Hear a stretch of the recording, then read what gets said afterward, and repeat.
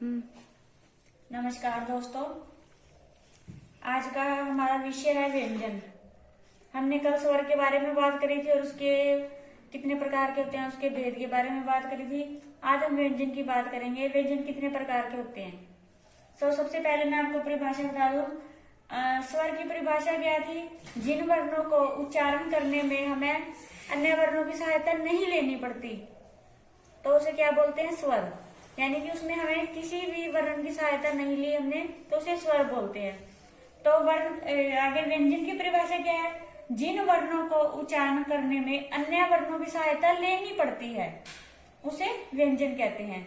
स्वर में क्या हो गया? हमने अन्य वर्णों की सहायता नहीं ली, और व्यंजन में क्या हो गया? हमने अन्य वर्णों की सहायता ली है।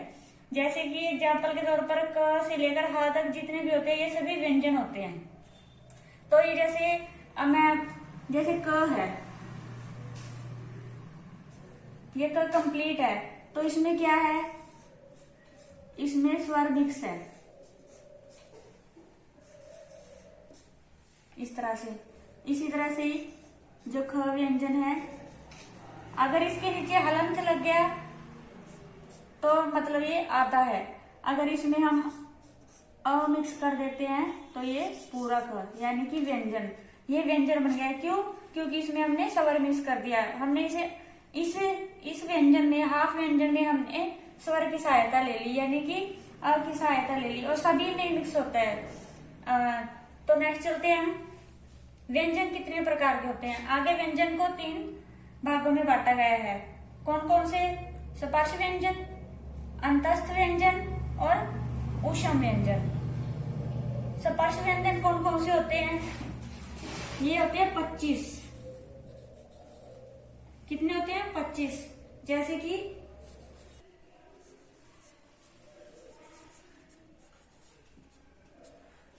स्पर्श व्यंजन कितने होते हैं? 25। जैसे कि ये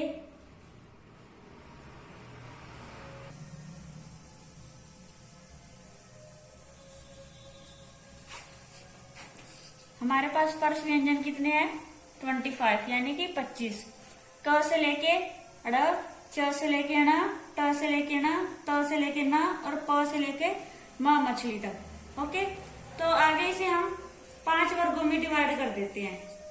यानी कि इसकी फैमिली है, ये क की फैमिली है, हम इसे क वर्ग भी बोलते हैं।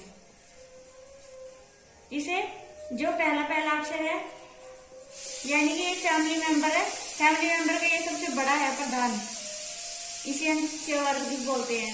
इसे ट वर्ग।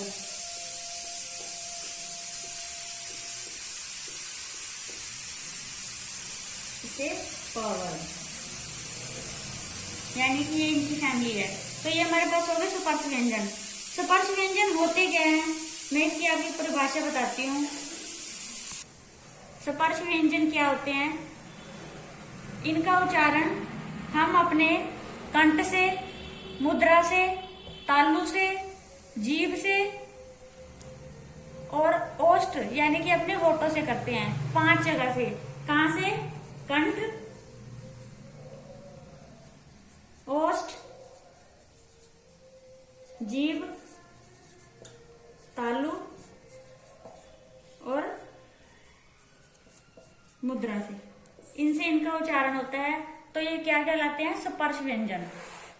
आगे नेक्स्ट हमारा है अंतस्थ व्यंजन। अंतस्थ व्यंजन कितने होते हैं? 4। य, र, ल, व और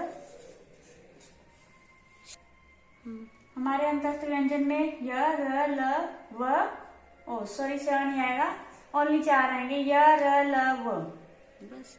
और आगे इसी तरह से ही ऊष्म व्यंजन भी 4। श,